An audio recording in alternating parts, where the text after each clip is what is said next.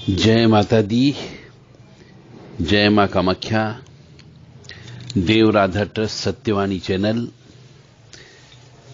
Trust के द्वारा मां भगवती जगत जननी कामाख्या धाम में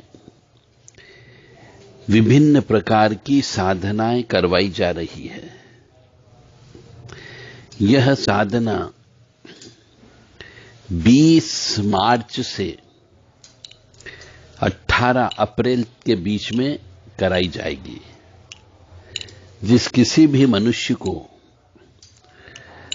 साधना में शामिल होना है, हम साधना देते नहीं हैं, हम साधना करवाते हैं।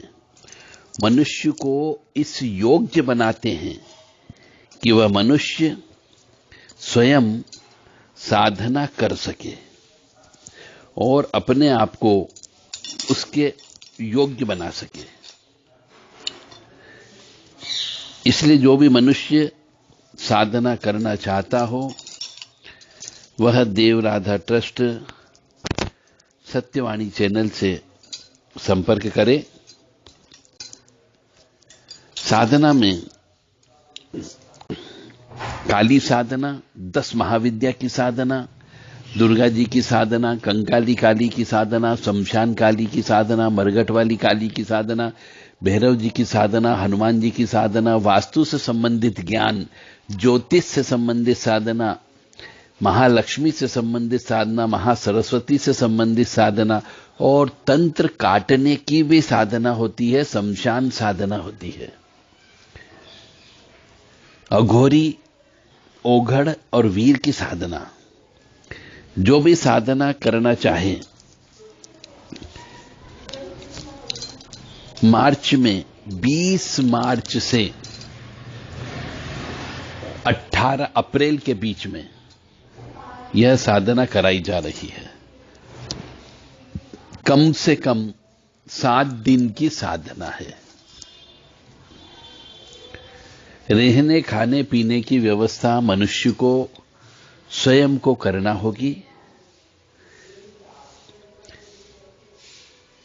हमारे द्वारा केवल ट्रेनिंग दी जाएगी, प्रशिक्षण दिया जाएगा, बताया जाएगा कि साधना कैसे करना है, कौन से मंत्र का जप करना है। मंत्र दीक्षा भी साथ में दी जाएगी और आपको साधना से संबंधित किताबें भी साथ में उपलब्ध कराई जाएगी। तो जो भी धर्म प्रेमी बंधु साधना करने में इंटरेस्टेड है या साधना कर रहा है परंतु साधना में सफलता नहीं मिल रही, तो साधना में सफलता क्यों नहीं मिल रही, उस चीज के ऊपर भी इस समय पे बताया जाएगा।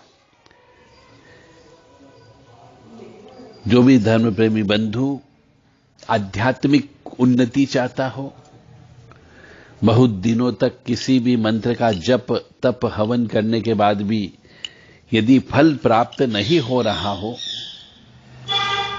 या फिर किसी एक देवी देवता की पूजा करने के बाद भी कोई कृपा प्राप्त नहीं हो रही हो, कोई अनुभव नहीं हो रहे हो, तो भी आप इस शिविर में शामिल हो सकते हैं। इस साधना शिविर में 7 दिन में आपको प्रशिक्षण दिया जाएगा कि साधना कैसे करना है, किस प्रकार से करना है और जैसा देवी या जैसे देवता हैं उसी स्थान पर बैठकर के साधना की जाती है, इस बारे में बताया जाएगा।